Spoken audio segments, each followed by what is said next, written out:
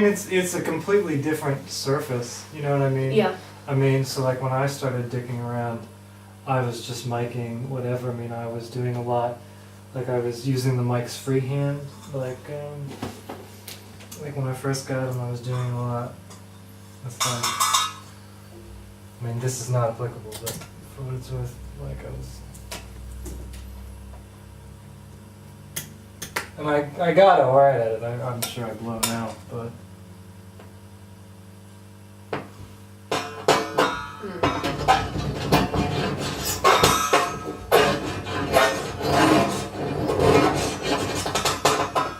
Yeah, so I was just messing around with a lot of surfaces, and I mean, so that's like, I mean, that's what you do. You know, I mean, that's a completely different surface with completely different properties. I mean, there are some similarities just because, you know, so the fact that it's, I mean, a canvas, which is a very thick, so you have a texture. Yeah.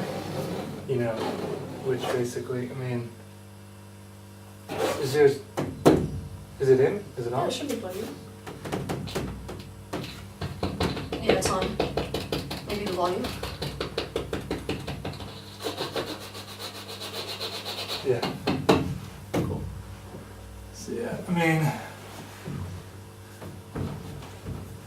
you know, I'm surprised it's not more there. But you know, I mean,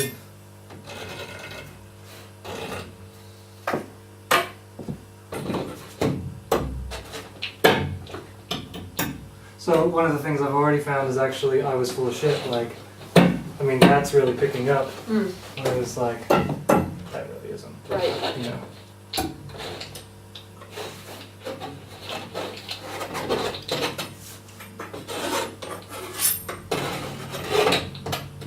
I wonder, you know, I mean, so you first thing you have to do is figure out where you're going to mic it.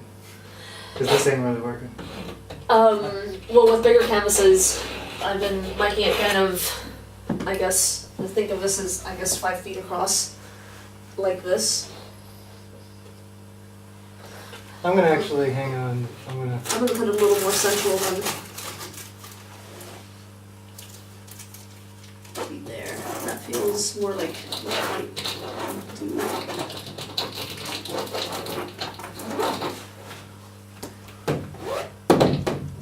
I mean, it's just for shits and giggles, because I run it through this because this is a preamp and it boosts the signal. Yeah. So like I'm already feeling like, because the issue is I mean, if it isn't in my sense, if it isn't amplified to a certain degree, it's just all the sounds are going to sound really generic, and you're going to have classifications of sounds that you're not actually getting differentiation out of. You know what I mean? Yeah. So that's why having it amplified. Rebelliously. Well, yeah, and just really having it be high.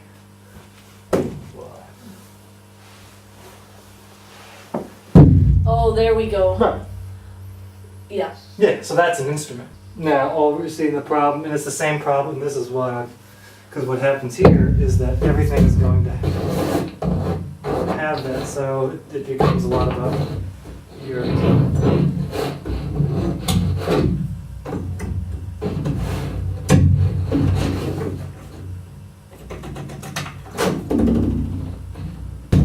Right, so speed, I mean, the lighter, basically the lighter you're going, the higher pitched it's going to be, so the more pressure.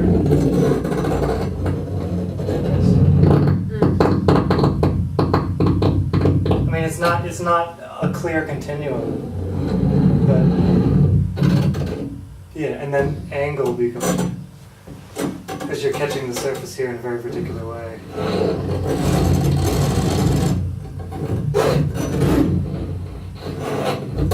And I'm trying to see the problem with this is because the bass is so prominent. So finding a way to. Are you figuring out like an entry? Well, I'm trying to find, because the bass, everything is just big. So trying to find a way to not make it so, you know, as an option. You know, so.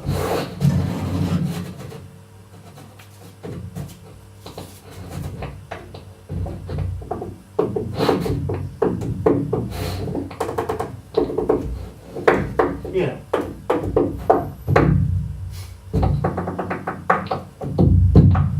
Does the pushing on it help? It dampens it. Yeah. I mean, which is what I do with the cymbal. You get a little, I mean, pitch fluctuation. I mean.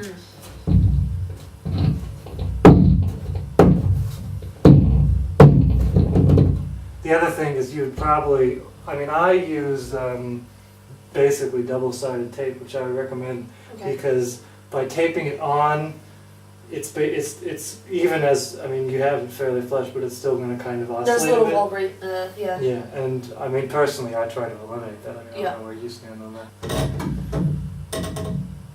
See, so this is a different kind of surface. Yeah. See, so again, the huge problem for me with this is that everything has that, because it's When you first touch it. yeah, so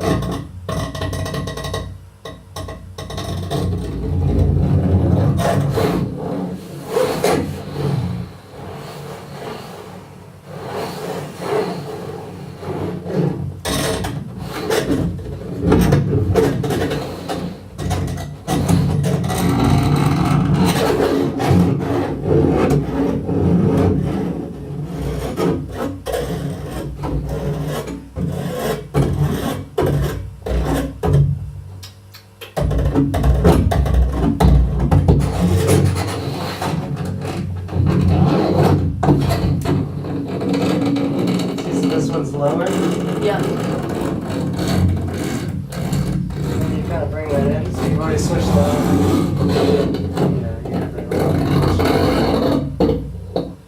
You know, and also knowing where the mic is, so the fact that the mic is there.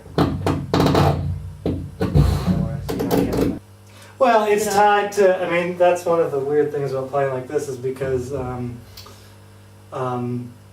there's such a relationship to what you're doing physically, so so like if I'm moving in this direction, you know, and I keep going, you know, and you start to angle, you know, so like I'm here now, like, see how the sound has just changed? And so you have to, I mean, there's a lot of accepting for me. There's a lot of, someone was talking about playing saxophone, and he made the comment that, you know, it's more like you're kind of, as it's coming out, you're kind of working with it, you know, as opposed to like, it's not oration, you're not reading paper, you know, you don't have that sort of, I think that's something, I mean, that kind of relationship to making, I think makes a lot of sense to you. So it's that kind of thing, so like if you're thinking about time, it's related to, you know, what you're holding and what you're doing physically. Yeah. You know what I mean? I mean, this in this surface, you have a lot of options in a way that I don't on mine, just because it's bigger. And the bigger surface, the more you have. So like a really kind of gimmicky Ray thing is,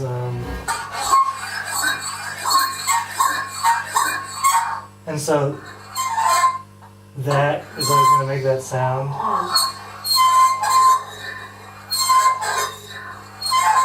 So do you see how the sound that I'm making is related to just what I'm doing? Yeah. And so it's a problem because, I mean, you can move slower. But for instance, that kind of squeak, you can't really, like... You can't do it up here, for instance. Right. Because you're pushing instead of maybe pulling it.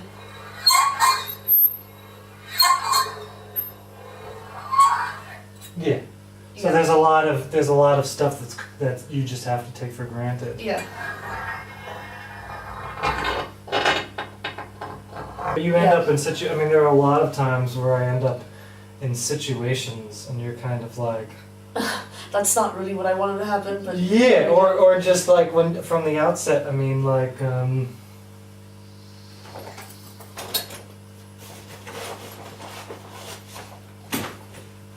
kind of phasing, not that I'm playing much anyway, but even before I stopped, I was kind of phasing the knife out. But like, this is like a really, so this is a position, you know, and once I've kind of...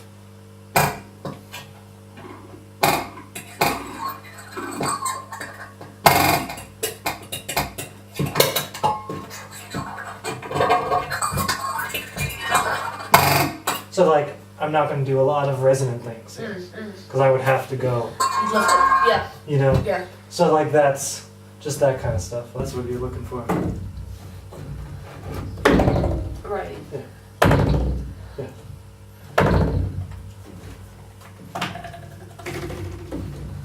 And nothing happens up here. Because of how it's mic'd. I mean, Right. again. No, that's interesting too, though. Like, Right. not making sound, but still, like, that can still have a visual effect. You know, for what's happening with painting things.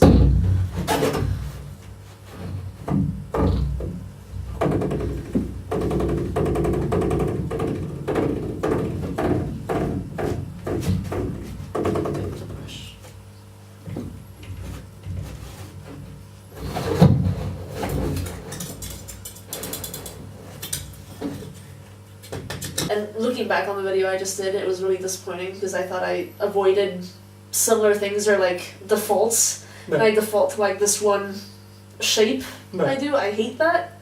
So I was wondering, like, do you do? Obviously, you just showed me a shape there. You know, I'd like to know more about that. Like, because what I'll do is in a very similar speed. So now I have to think about my speed, like something like, and then end with like. And I hate that. Like I saw myself doing it again and again. I'm like, fuck. I mean, it's really. I mean, you know. I mean, but that's what. I mean, you do that as a visual artist. I mean, even just getting rid of the sonic. I mean, you know, you have things that you do. Yeah, you know? yeah.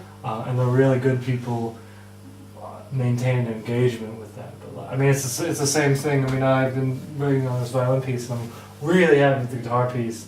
And it's been about 2 weeks, but it's still like really in my head. And like starting the violin piece, and I was looking at it yesterday afternoon. It's like, this is bullshit. Even just the one of the things me and Aaron had to talk about. I have certain scales that I operate at, and they're just so prevalent. And like I've gotten better and better at chaining those things together. But it's basically I don't have something that I'm all about because I'm a percussionist. Yeah. I mean, it's as stupid as that. Like, those are the sounds that I like. So I'm writing that for violin. I'm writing meh, I'm writing meh, I'm writing meh, I'm writing meh, you know.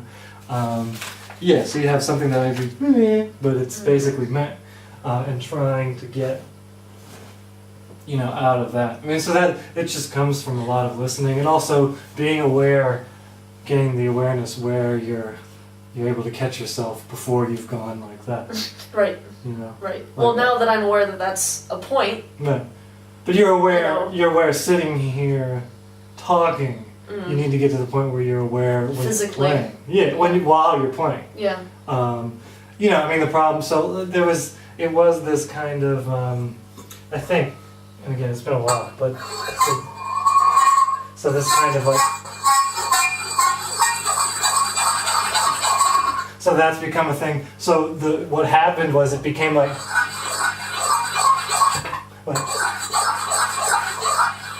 so I started doing the opposite, and it's becoming and that's still gimmicky. Yeah, it's still that thing that. So you know, and you find places where it's not.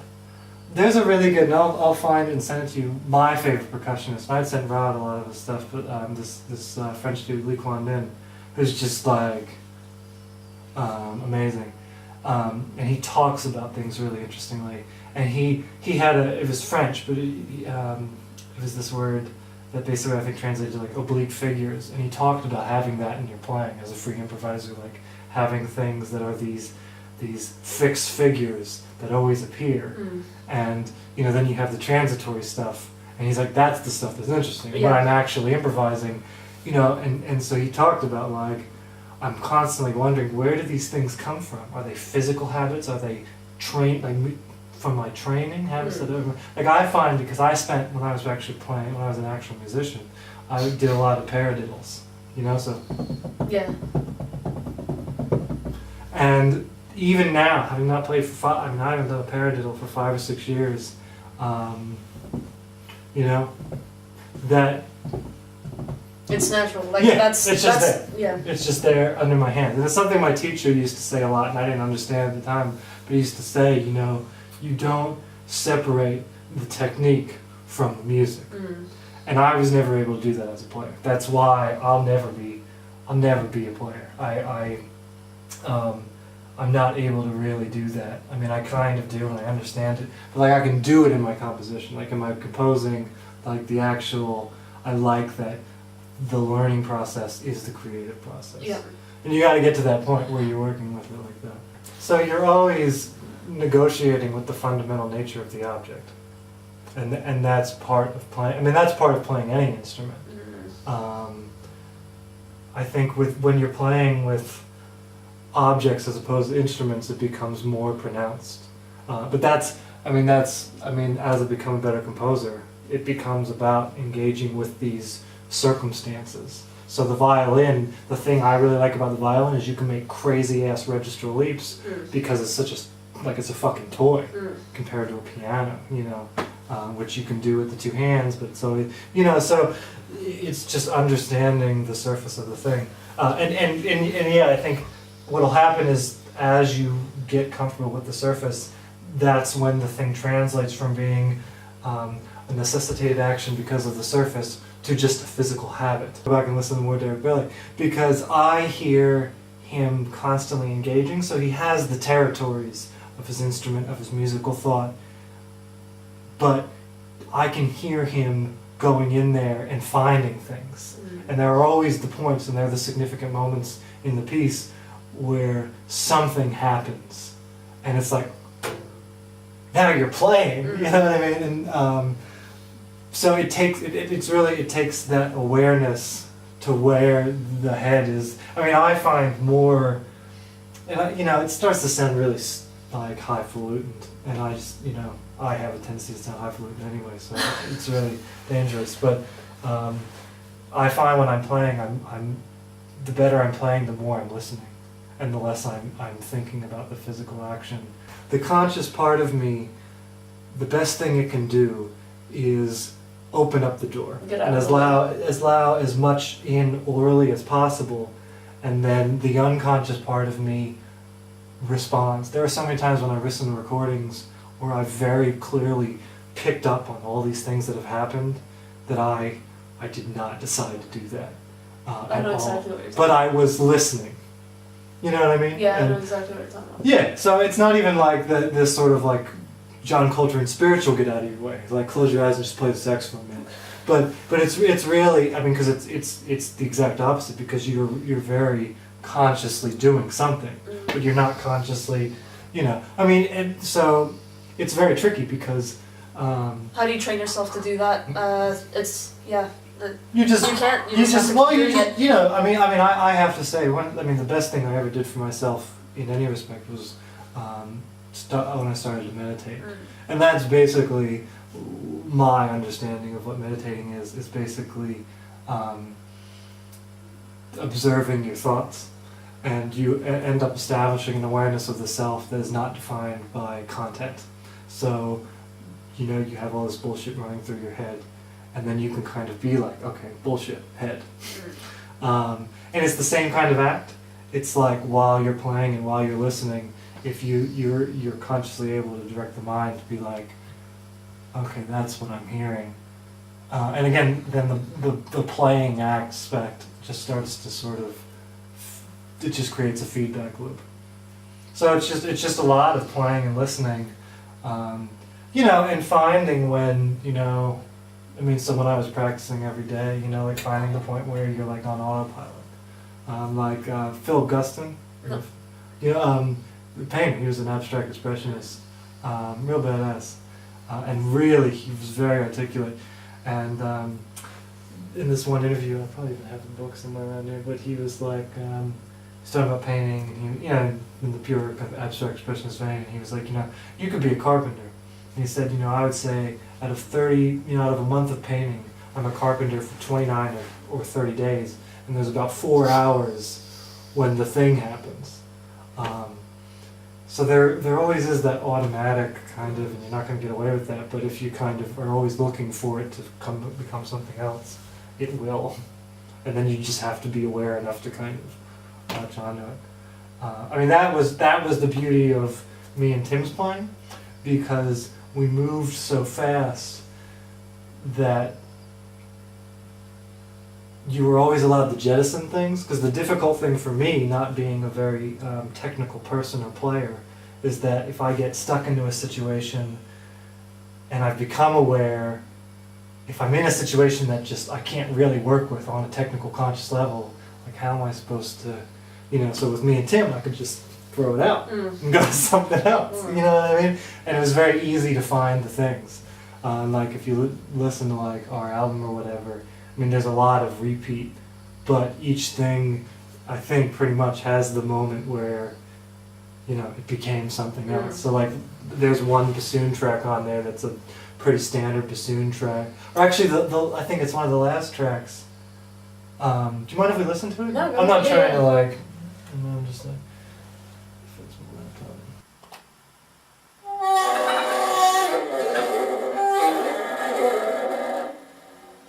And then I kind of lifted it and I got this really nice resonance and he caught it and he dropped down. And all of a sudden, that became a thing. And then so we hear that. And then I just pick up on it. And that becomes a bass line.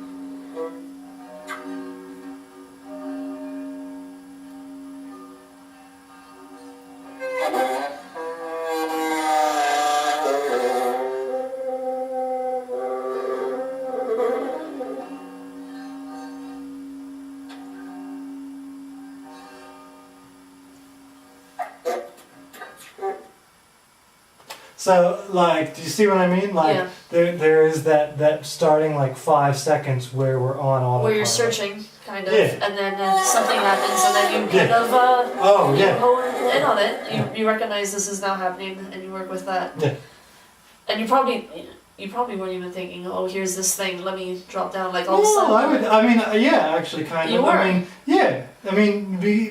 Because the better you get at it, the more conscious it can be. You know what I mean? You don't have to be afraid to just stay away and because you recognize. So you're like, oh, and you can do that. You know what I mean?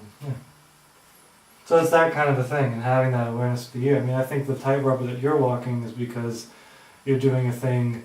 I mean, you're used to making visual things without regard to the sound that they produce, or you're thinking about the sound that they produce without regard to the visual aspect. And you have both. I mean, I would never, it's the composition, improvisation, I would never do that because something has to give. You know what I mean? If you're going to I've been thinking about that a lot. I think it can happen, and the reconciliation happens in the physical aspect of both. I really think, and it's such a stupid thing, isn't it? No, I mean, it just kind of makes sense, doesn't it? Like, oh, of course, that's the correlation, but I mean, why can't it be that bridge? Where it's the obvious thing. So I'm doing that with it, and it feels really natural and really good. And when I pay attention to these things, when I listen more, the drawings and the paintings and their final stage come out better. And at every stage of the way, they're the best that they could be. Like when I stop and focus maybe only on the way it looks, or if I'm trying to make something look like something, falls apart. It's like I shouldn't have even done that. Like it's like a different gear. But yeah, I think I can reconcile the two in the physical aspect. So I think it'll be good to see where, if I can continue on with that, if it'll change. I don't know. Maybe we'll see. Yeah, I mean it actually makes me think a lot of the guy I study with, Aaron Cassidy. I mean, his fundamental premise is that there is, like, that physical action is inherently musical. So he actually composes by tablature, all based on physical action, and like he has like his big ensemble piece is basically taking, so like this becomes material, and this on a violin versus would it be this? I think it'd be this on a trombone, versus on a trumpet you have the slide. Well, it'd be like it'd actually be the tuning slide, so it'd be that. Okay. So translating something on a trombone is this to on a tuning slide is that. but you're actually getting it's a fundamental kind of you're getting a downward thing. So versus but starting from the gesture. Yeah, and ending. I mean, that's how he composes. But it's based on a lot of the same principles. And he actually talks a lot about how this idea that sound is something that exists in a vacuum is only come about because of recordings. Because certainly until the 110 years ago or whatever, there was no like this guy Lee Kuan Min. I mean, you should listen to his stuff because what he does is it's basically acoustic, and he'll have boom mics, but it's basically acoustic. And he has a bass drum that's so very comparable to that, but it just has the resonator, and it's very similar kinds of things, like using the surface and the fact that it's resonating, so you're basically getting acoustic amplification. And he does a lot of things with the surface and with changing the pitch and doing different kinds of things. He's a fucking monster.